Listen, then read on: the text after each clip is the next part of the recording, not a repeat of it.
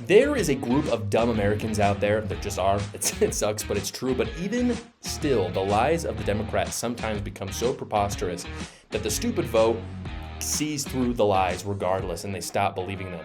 Tim Walz this week went on a wild tirade against Republicans, and I think that he was projecting just a little bit. Take a look.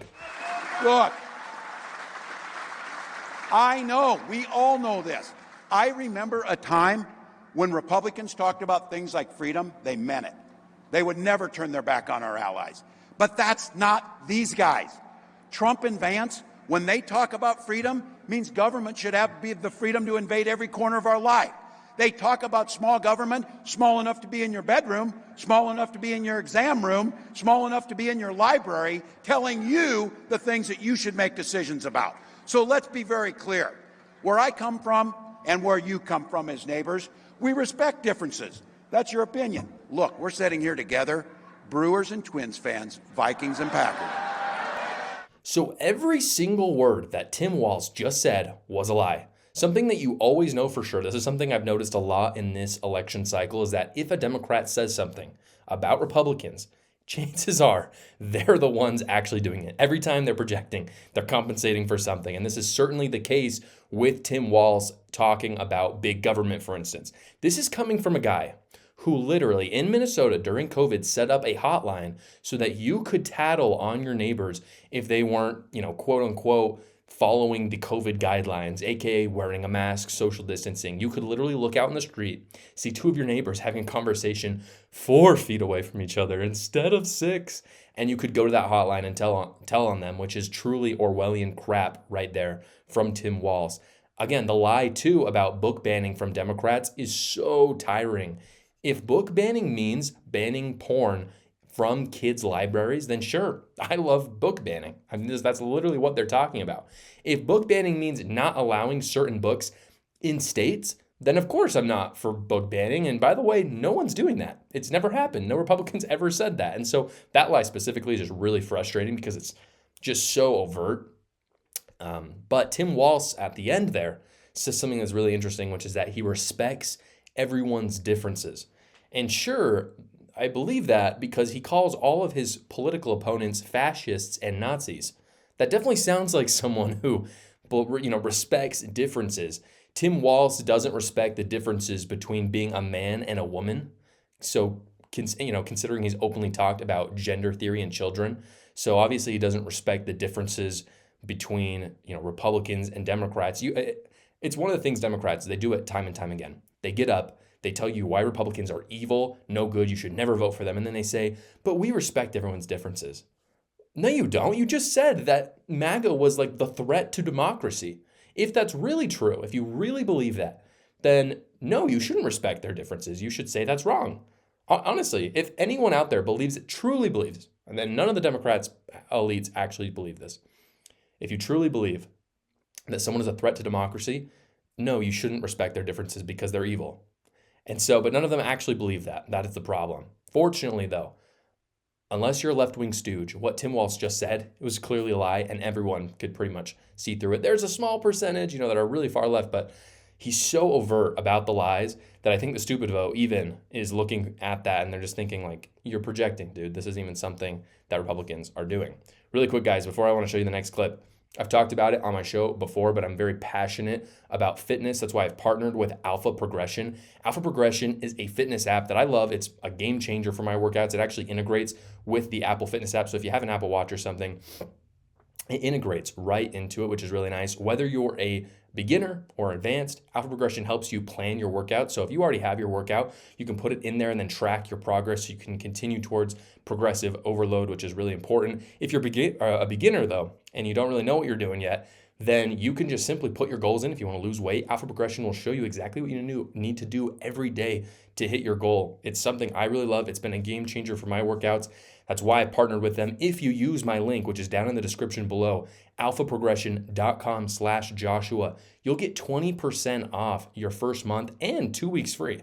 So go try it. I mean, it has really made a difference for my workouts. So you might as well get 2 weeks free. Again, it's in the description below, alphaprogression.com/Joshua. So Kevin O'Leary obviously angered some leftists on CNN when he just simply spoke about facts. and how businesses in leftist states really suffer. Take a look at that clip. And here's the one thing that nobody saw coming, and this is the competition of states. I don't put companies here in New York anymore, or in Massachusetts, or in New Jersey, or in California. Those states are uninvestable. The policy here is insane. The taxes are too high. We put them in Fargo, North Dakota, because 40% of the people work elsewhere, including Boston. So I was, a bit of a debate with Elizabeth Warren about this, but I say, look, Senator, we've got to move the companies out of your state because you're not investable anymore. You're punishing people if they're successful. You overtax them. You hit them with a super tax. New Jersey, what a mess. New York, uninvestable. And Wait, California, why is New York uninvestable? Try and do a project in New York. Try and build a Yeah, data. I'm asking, Don's point, is it beyond the taxes? Oh, the regulatory environment is punitive. I had a project in upstate New York behind the grid in Niagara Falls for electricity, a global data center we were building. Eventually, it got so bad with the politicians in the local region and the state policy, we moved it to Norway and all the jobs. Norway has it now. Thousands of jobs coming out of that. I mean, that's New York, uninvestable. Sorry, don't shoot the messenger, just telling you the way it is. Yeah, That's it, uninvestable. Some pushback from our elected officials in New York I on was that. just going to say Kathy Hochul. Yeah, but I'll debate them any time of the day you want. we would love to set that up. Particularly I'd watch AOC, that. she's great at killing jobs. She kills jobs by the thousands. Another New Jersey problem. Where did Amazon take their jobs? They took them away from her. She threatened to sue them if they created jobs. I mean, this is a reality. There's a reality that the business... There's a little more to it, but let's not relitigate that. Sorry, I'm just telling the truth. So this is an old clip. It's from a little bit of it's a little bit ago, but I wanted to show it on the show today for two reasons. The first is that the media, it shows how much the media just love defending Democrats. It's like their default. And then number two, this is kind of the evidence that Democrats can't lie their way through everything, because what Kevin O'Leary says there is just kind of, it's just his lived experience. You can't really fight it. It is astounding, though, how whenever someone is speaking ill of Democrats in a media context, the media just has to fact check and defend and clarify. Like suddenly they have to do their job, right? They have to be extra careful about the truth and make sure it's told exactly. Okay, fair enough. But when someone is speaking ill of Republicans, it is instantly accepted. There's no clarification. There's no, well, that's not, you can hear in the clip, no, well, it's a little more complicated than that. They would never say that if you were saying something about Republicans. They would just be like, oh yeah, Republicans are evil. Kevin O'Leary, by the way, is no right-winger. He's just not. Later in that video, I don't show this part, but he literally goes out and he says that he respects Elizabeth Warren. No right-winger has ever said they respect Elizabeth Warren. I don't even want to say that. That shouldn't even cross my lips because she's a socialist and hates America. So Kevin O'Leary is clearly not a right-winger.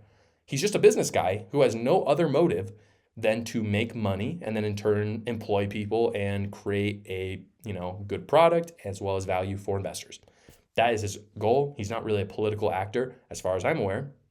So again, he's not politically motivated in the same way that the media is, or a politician speaking about the economy is, which obviously in these interview settings, they have a lot of those, and that's fine. But this is a different kind of interview. These kinds of witnesses are especially impossible to refute because it's his lived experience. And this is something Democrats do very well, by the way. Anecdotes, a lot of, data is really important. It's fine. But in order to win elections, you need anecdotes too. Because at some point, you can look at someone and they say something to you, and this is what they say, this is what happened to me, this is what I'm feeling. And if you look at them and you say, no, you're wrong, you're an a-hole. You just are. It doesn't matter if what they're saying cuts against the data or the average, for instance. It happened. Unless they're lying, it did happen, and that's important. In fact, I actually think anecdotes are more important in winning elections. I'm not saying it's more important when it comes to truth, but just in terms of persuasion, anecdotes are far better than polling or even, stats or anything like that. In the same way as it's impossible to refute what Kevin O'Leary is saying, it's impossible for Democrats to refute, for instance, that you have to pay 25% more at the grocery store today. They'll try to lie about it, and they'll literally gaslight you and say, oh no, life is better today than it was under Trump. But you see it every week when you go to the grocery store. So the lies have no power anymore because they're saying it to you, and you're like, no, but I literally can remember, because it hasn't been that long, inflation went crazy. I can remember 4 years ago, a gallon of milk was $2. I can remember that. And now it's $3.20. So, you can tell me it's better, but I know it's not. And like eggs have gone up like 100%. Like I know that. It's really tangible in my mind because it happened in the last 4 years. This wasn't over the course of 20, 30 years. And these anecdotes are what Republicans need to push to remind everyone of the disastrous policies that Democrats have been pushing for decades now, because what Democrats will do is they'll pull these kind of falsified stats and these stretch stats, and they'll say, look how good the economy is. And over time, unfortunately, again, I really hate to say this, but there's a huge group in America that are the stupid vote.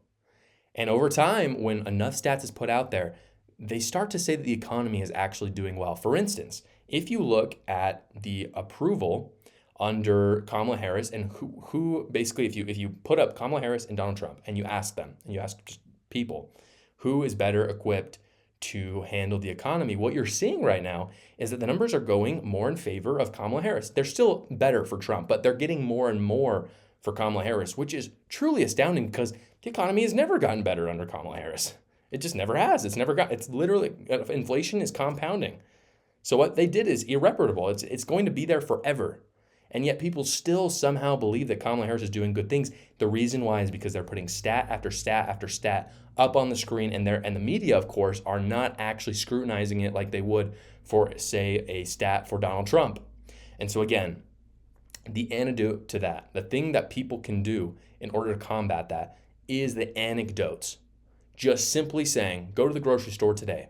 I promise you that the eggs will be at least 30% more expensive than they were in 2020. And you know who that's fault is? It's Biden and Kamala Harris. And then you explain why. That is by far the most palatable, is by far the most persuasive. If Donald Trump does that in the debate on Tuesday, I definitely predict he will win with flying colors between that and Kamala Harris's word salad. But of course, speaking to the original clip that I played with Kevin O'Leary, not all of us are business owners, but we hear what he's saying. And it's like, yeah, I don't really want to go to New York if the businesses are all leaving and losing jobs. It's impossible to dispute that. The media tried, but the lies, they get right. Anecdotes cut right through them. Thank you so much for watching, everybody. Please go down below, comment, like, and subscribe, and watch another video.